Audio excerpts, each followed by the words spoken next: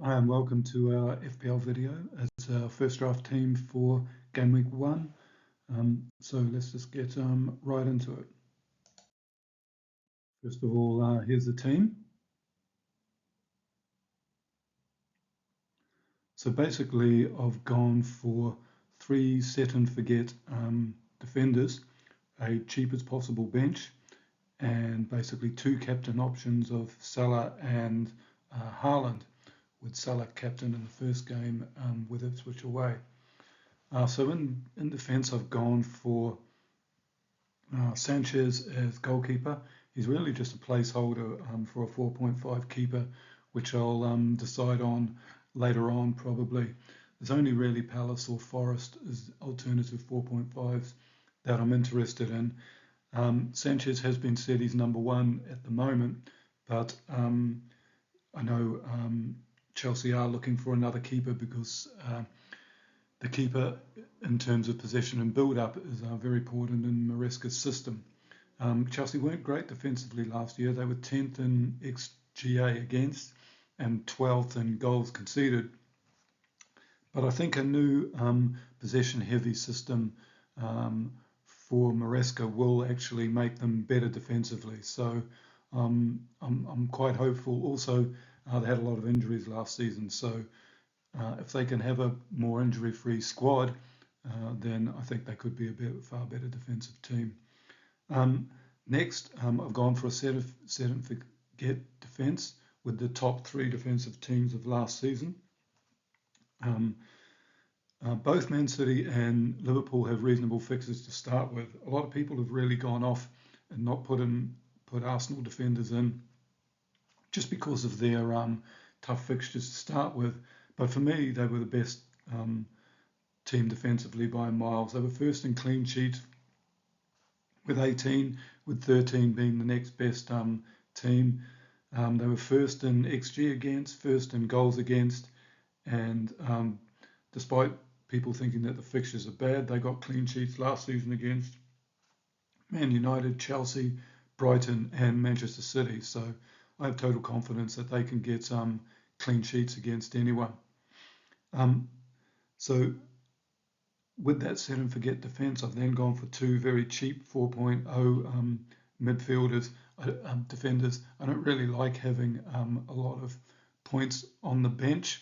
So for me, the cheapest possible bench is really what I'm after. So I've got 2 4.0 defenders in Fies of Leicester and Harwood Ballas of Southampton. Now, hopefully, over the course of pre-season, they become 2 better 4.0 defenders. But at the moment, the only 4.0 defenders that actually exist are in the promoted teams. So then going on to the midfield, I'm just going to put Willock aside for 1 minute before you all freak out and start criticising me. I'll give you a bit of context to it. So what we've got really is Salah, who with Haaland I think had the best underlying numbers by an absolute mile last season. And for me, they're both in as the 2 primary captain options in terms of consistency of returns, underlying numbers, and basically general goal threat. And both also have penalties, which for me, when you're looking for your captains, that's got to be an essential. It does mean that you obviously don't have as much money to play around with, but for me, it's definitely worth it. So I've gone for as a next. I think he's a talisman. Got penalties for Crystal Palace, so he's a good play, and Palace also have good fixtures to start with. Then I've got Nkuku, who was mainly injured last season, but really put up some great numbers at Leipzig. I think we can disregard last season just because of the amount of injuries. I think he only started like 3 games or something. In his last 2 seasons in Leipzig, he had goal or assists in under 100 minutes. Shooting volumes were great, as well as his XG. So I'm completely confident completely confident. We'll have to see in pre-season if he has a place, but if he can replicate his Bundesliga stats, then we've got really some player here, and at 6.5 million, he's great value. So then I'm going to come back to Willock. Now, Willock, as I said before, everyone freaks out and starts criticising. He's a placeholder for a 5 million midfielder, which is the maximum I can get. Basically, um, he was the last piece in the jigsaw puzzle for the first team. But there are other 5 million options which we can keep an eye on. There's Souček, McTominay, Sarr of Spurs, Enzo Fernandez of Chelsea, Kearney of Fulham, Dango of Bournemouth, and Sinistero of Bournemouth.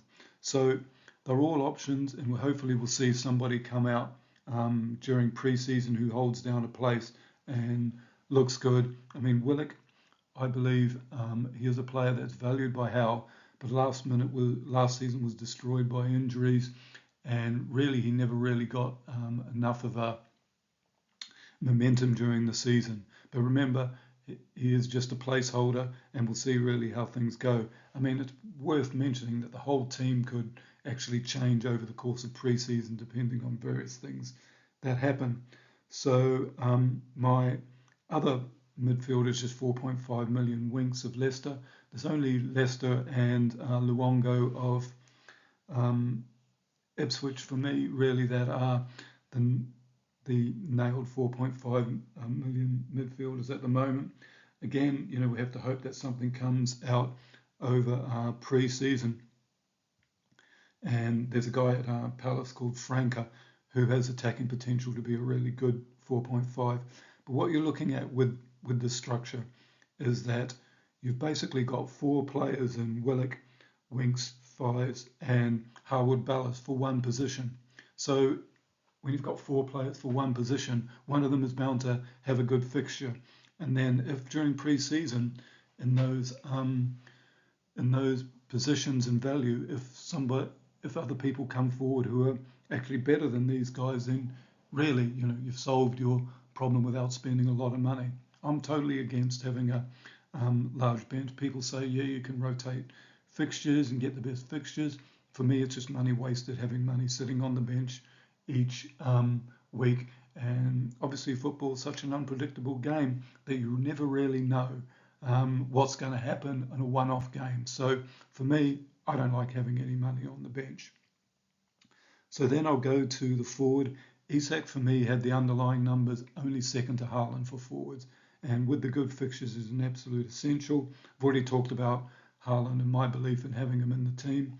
And João Pedro is a good person to have at 5.5 million. There really isn't much else at that, and that could cause problems in my team if he isn't fit for game week 1, because apparently he does have some sort of rib injury and hasn't gone on the pre-season tour for Brighton. So that is a concern for me, and it could cause changes to the overall team. Obviously, I've got Alexander-Arnold, who could be my cash cow. What would be ideal, basically, is if Mark Gahey goes to Liverpool and you've got a 4.5 million Liverpool defender, although when he'll be back from his post-Euros rest remains to be seen. Lastly, the only person I haven't mentioned is Fabianski, who's basically my 4 million keeper. I'm totally against rotating keepers.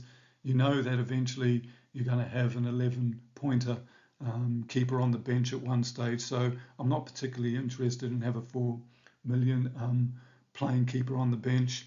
I'm going for a fairly low percentage guy, so we don't get a price drop. But for me, he'll probably stay there the whole time. So I just want to mention a few other players who I haven't got. Obviously, when you go Haaland and Salah, you can't really then have people like Palmer, Saka, Foden, and Watkins. All of them for me are at risk for not being back for game week 1 anyway, which seems to be something people are forgetting. I mean, what is worth saying is that Vardiol, who finished the Euros on June 24th, was, as of a couple of days, still on holiday, didn't come back in time for the start of Manchester City pre-season. So he's already had nearly a month off. Now, if people like Foden have a month off, and Saka especially, who was really overplayed in my mind last season by Arteta, has a month off, basically he won't be starting training until the first week in the first game week. So this needs to be monitored pre-season.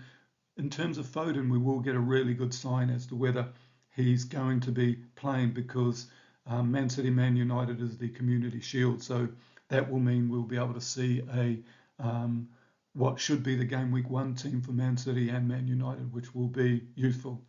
Anyway, that's it. So like and subscribe the video, would be much appreciated. Really help me sort of get a following going. And thanks again. There'll be lots of videos coming before game week 1. So please look around, hit the subscribe button so you get to see when posted. Thanks very much.